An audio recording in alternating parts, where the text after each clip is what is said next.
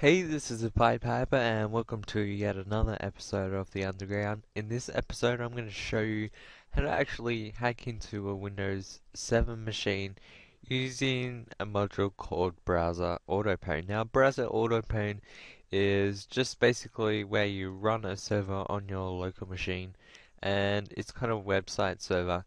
And what you do is you get the victim to go to that site where your website is actually hosted, and then once they connect, they start downloading all these packets which contain browser exploits which allow you to get into the machine. So I'm gonna do this example with Windows 7 because I know probably most people are wondering, well, how do I attack an up-to-date machine or up-to-date OS like Windows 7?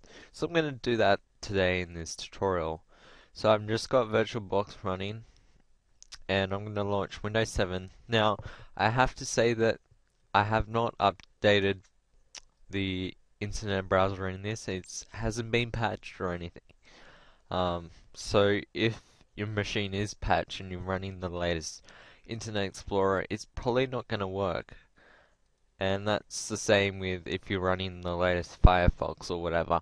But if the victim's running a older version of their web browser, they might be able to get exploited. It just depends on how up to date their browser that they're actually using is. So what I'm going to do is we're going to launch up MSF console, and Windows 7's booted up. As you can see, it's just normal Windows 7 box. It's functioning as normal, and we're just going to use Internet Explorer. I think it's 7, it might be 8. I'm pretty sure it's 7, but we'll see how we go.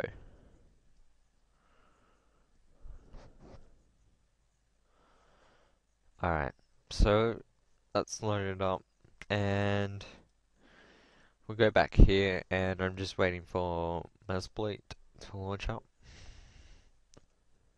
Alright, so once Metasploit's launched up, what you need to do is use, and we're going to select the auxiliary modules. And auxiliaries aren't exploits, they're just kind of stuff that doesn't fit specifically for one exploit, but it has multiple exploits, or it's just something different. So we're going to select auxiliary, and we're going to select server because it's a server that we're actually hosting, and then type browser and just press tab to complete and it'll come up with browser autopane. So I'm going to press enter to select that. We'll show the options as we normally do, and we need to set lhost, so I'm going to set, actually I've got to find out the IP address of this machine. Okay, so I'm going to set lhost to the IP address 10.0.0.13, and if you're doing this in VirtualBox, make sure you do have that DHCP server network setting selected. So I'm going to show you the other options we need to config, and we need to set the SRV port, and this basic, oh, wrong thing. Why I set this port is you don't need to, but if you set it to 80, that's what your web browser will always default to, because that's where your normal HTTP traffic comes on, is port 80. If you don't set it as port 80 and it's another port, you're going to have to put colon and the port. But if you keep it port 80, it just looks like a normal web page and that sort of thing. So I'm going to select port 80 like I just did, and I'm going to select the URI path to slash. So this means that as soon as the user goes onto that website, it will actually start attacking the computer. So I'm going to do that, and we don't type in exploit because we're not running an exploit against a machine. We're just running like this module. So we're going to type in run, and that will initiate what we're actually doing and start loading all the exploits that it has for web browsers. As you can see, there's Java, there's Mozilla, there's Safari, there's some Apple exploits. So this thing works with all different web browsers. It just depends on whether the web browser is actually patched from that exploit. Alright, so it's loaded 24 exploits, and so what we're going to do is I'm going to simulate the victim. Say, for example, you put the web address in an email or something, or you used poisoning or whatever, spoofing. And what we need to navigate to is http 10.0.0.13. So I'm going to do that now, and we'll type that in. Alright, go to that, and let's see what's happening on the other end. As you can see, it's done all this stuff, and it's actually responded.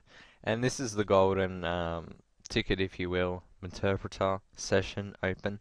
That means whoever actually exploited the machine. And you can see that it tells you the session ID and that sort of thing.